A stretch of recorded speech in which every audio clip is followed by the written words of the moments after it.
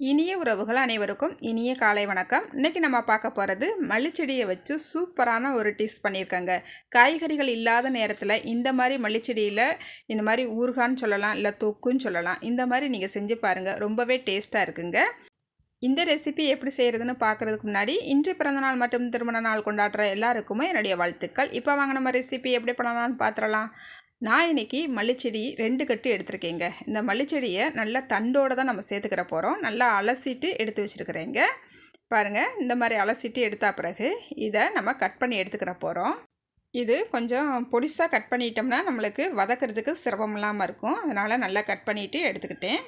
பாருங்கள், இந்த அளவுக்கு கட் பண்ணி எடுத்துக்கிட்டாச்சு. இப்போ ஒரு கடாயில் 1.5 ஸ்பூனுக்கு கடுகு சேர்த்துக்கலாம். கடுகு சேர்த்துட்டு 1 ஸ்பூனுக்கு வெந்தயம் சேர்த்துக்கலாங்க. நல்லா கடுகு வெடித்து வெந்தயம் நல்லா செவந்து வரணும். அது வரைக்கும் பொறுமையாக மிதமான தீயில் வச்சுக்கிட்டு இதை நல்லா வறுத்து எடுத்துக்கலாம். பாருங்கள், இப்போ வெந்தயம் நல்லா செவந்து வந்துருச்சு, கடுகு நல்லா வெடித்து வந்துருச்சு. இப்போ இதை எடுத்துகிட்டு நல்லா ஆற விட்டுறலாங்க.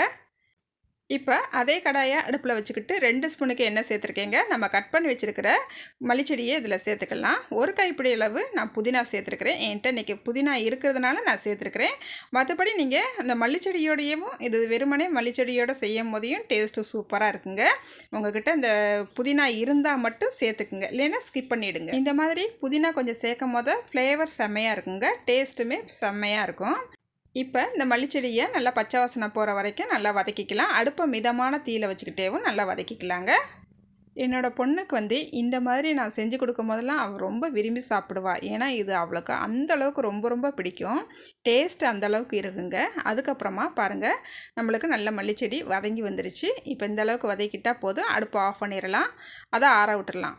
இப்போ ஒரு பெரிய லெமன் சைஸ் புளி எடுத்துகிட்டு நல்லா கரைச்சி வடிகட்டி எடுத்து வச்சுருக்கிறேன்.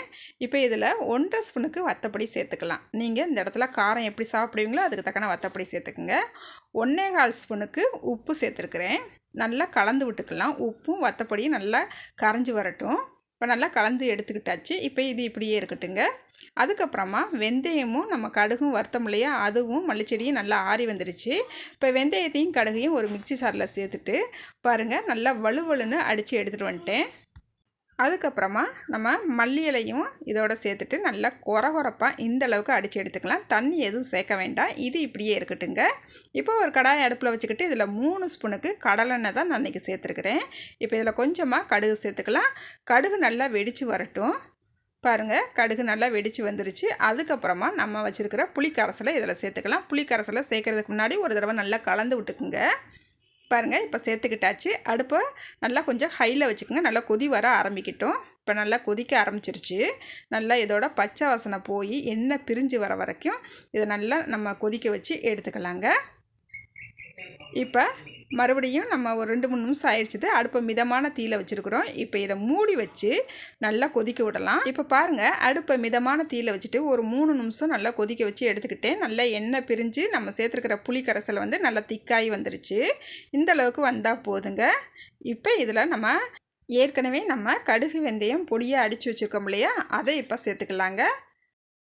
இப்போ நல்லா கலந்து விட்டுக்கலாங்க. இங்கே பாருங்கள், பார்க்குறதுக்கே எவ்வளோ கலர்ஃபுல்லாக செம்மையாக இருக்குன்னு பாருங்கள். அப்படியே வாசனையும் கமகமன்னு சூப்பராக வருதுங்க. இப்போ இதில் ஒரு 1/4 ஸ்பூனுக்கு பெருங்காயத்தூள் சேர்த்துக்கலாங்க. சேர்த்துட்டு நல்லா கலந்து விட்டுக்கலாம். நல்லா எண்ணெய் பிரிஞ்சு நம்மளுக்கு வர ஆரம்பிச்சிருச்சு. நல்லா கலந்து விட்டுக்கலாம். பெருங்காயம் வாசத்தோடு செம்மையாக வருதுங்க. இப்போ நம்ம அடித்து வச்சுருக்கோம் இல்லையா மல்லிச்செடி, அதை சேர்த்துக்கலாம். சேர்த்துட்டு தண்ணி எதுவும் சேர்க்க வேண்டாம். ஏற்கனவே நம்ம எண்ணெயில் வதக்கி தான் வச்சுருக்குறோம். பச்சை வாசனை போகிற வரைக்கும் மல்லிச்செடியை வதக்கி தான் வச்சுருக்குறோம். இப்போ மல்லிச்செடியை சேர்த்துட்டு அடுப்பை மிதமான தீயிலையே வச்சுக்கிட்டு நல்லா கலந்து விட்டுக்கலாம். இந்த மல்லிச்செடியை நம்ம ஒரு 2-3 நிமிஷத்துக்கு நல்லா கலந்து விட கலர் நம்மளுக்கு நல்லா மாறி வந்துடுங்க. பாருங்கள், நல்லா கலந்து விட்டுக்கிட்டே இருக்கிறோம். இப்போ ஒரு 2-3 நிமிஷம் ஆயிடுச்சுது. நல்லா கலர் மாறி வர ஆரம்பிச்சிருச்சு. இந்த நேரத்தில் நம்ம மூடி வச்சு ஒரு 2 நிமிஷத்துக்கு நல்லா எண்ணெய் பிரிஞ்சு வரந்தட்டிக்கு விட்டுறலாங்க. பாருங்கள், நம்மளுக்கு எண்ணெய் பிரிஞ்சு சூப்பராக நம்மளுக்கு மல்லிச்செடி ஊறுகாய் சூப்பராக ரெடி ஆயிடுச்சுங்க. இடையில 2-3 தடவை நல்லா கலந்து விட்டுக்கிட்டேங்க. பாருங்கள், பார்க்கவே அப்படியே சாப்பிடணும் போல் இருக்குங்க.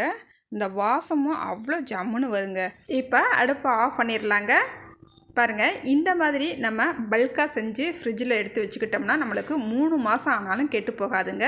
அதே போல் வெளியூரில் தங்கி வேலை பார்க்குறவங்களுக்கு, படிக்கிறவங்களுக்கு இந்த மாதிரி நீங்கள் செஞ்சு கொடுங்க.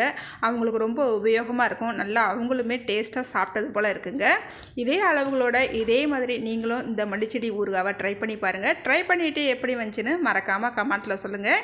இந்த வீடியோ உங்களுக்கு பயனுள்ளதாக இருக்குன்னு நம்புகிறீங்க. வீடியோ பார்க்குற நீங்கள் மறக்காமல் லைக் அண்ட் ஷேர் பண்ணுங்கள். புதுசாக வீடியோ பார்க்குறவங்களா இருந்தால் மறக்காமல் என்னோட சேனலை சப்ஸ்கிரைப் பண்ணிவிடுங்க. பாய். அடுத்த ஒரு வீடியோவில் பார்க்கலாங்க.